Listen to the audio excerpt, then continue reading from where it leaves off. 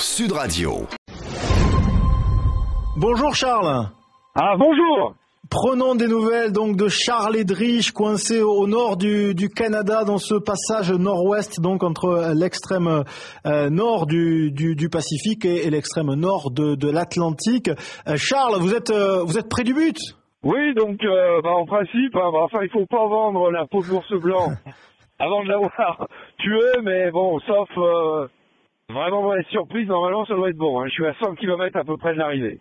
Vous estimez une arrivée pour quoi? Pour le début de semaine prochaine? La rame, c'est tellement aléatoire, entre deux jours et puis 5-6 jours maximum. Entre dimanche soir au plus tôt et jeudi au plus tard. Voilà, en comptant le décalage horaire qu'on a évidemment avec la France. L'été est terminé, en tout cas on sent bien qu'il se termine du côté de la France. Est-ce que vous sentez aussi un changement de température là-haut au nord du continent américain? Ah oui, je dirais même que pour moi, disons, il y avait une pression qui commençait à monter.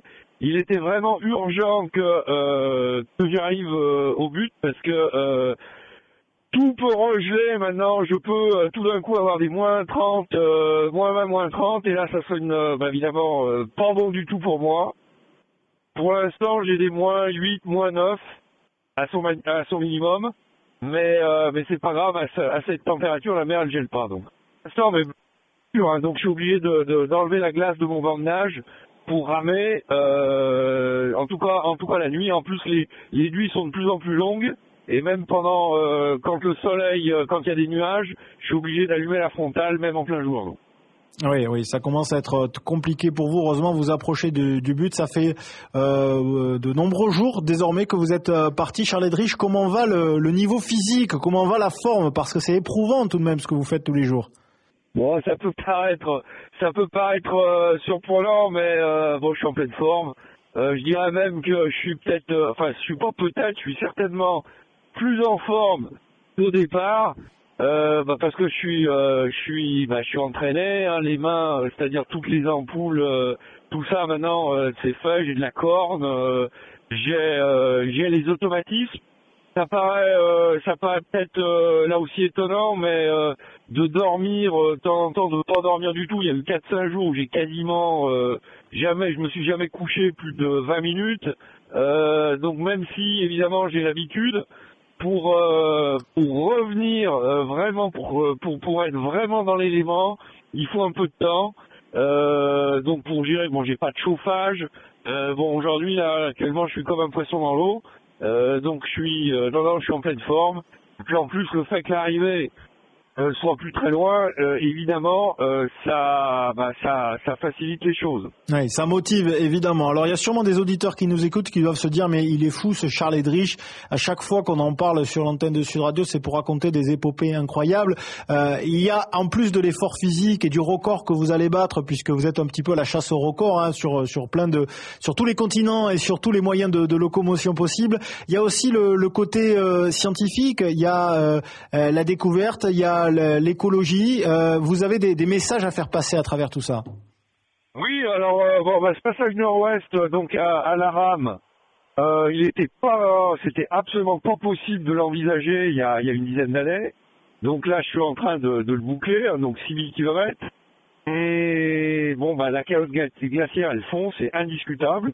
Maintenant, de temps en temps, on sait pas trop pourquoi les choses se passent comme ça. L'an dernier, il y a eu une année où il n'y a jamais eu tant de glace sur le passage nord-ouest. L'endroit où je me trouve actuellement, il n'y a même pas dégelé.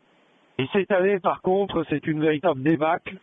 J'ai vu des icebergs énormes. Encore il y a 2-3 jours, des icebergs peut-être 10 km de long. Donc les icebergs, c'est de la glace qui se détache des glaciers. Mais de la banquise, c'est-à-dire l'eau de mer gelée, j'en ai vu très peu.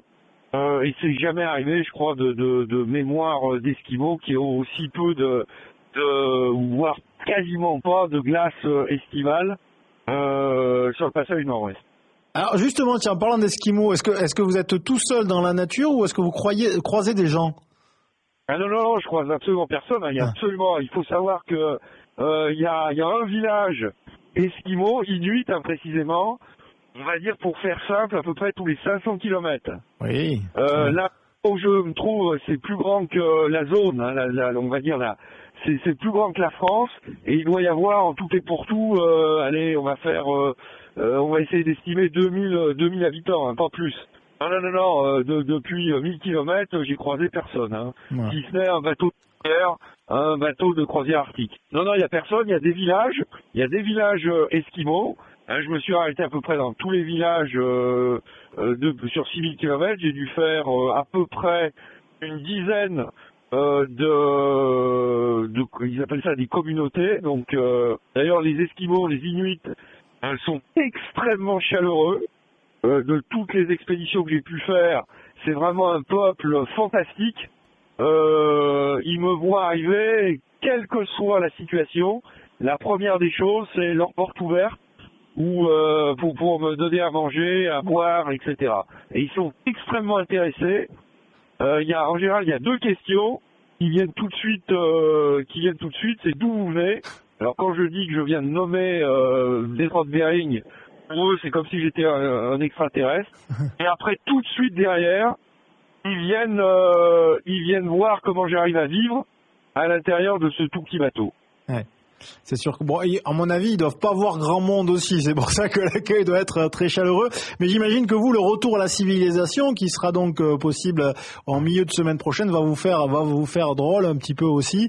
D'ailleurs, Charles Eldridge, ça sera ma dernière question. Je sais que vous êtes un bolémique de sport et que les aventures se succèdent vraiment les unes après les autres.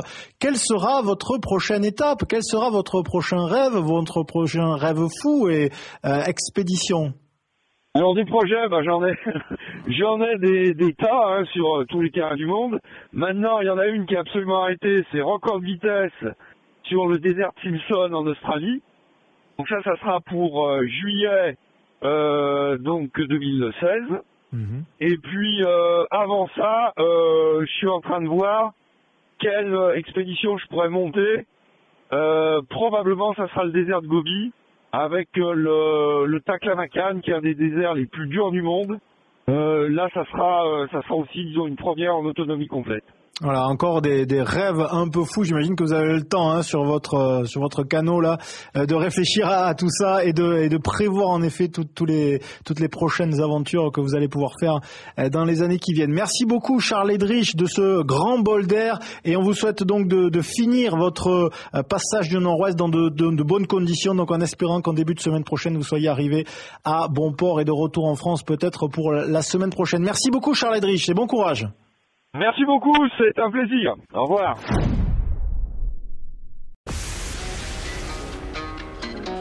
Sud Radio.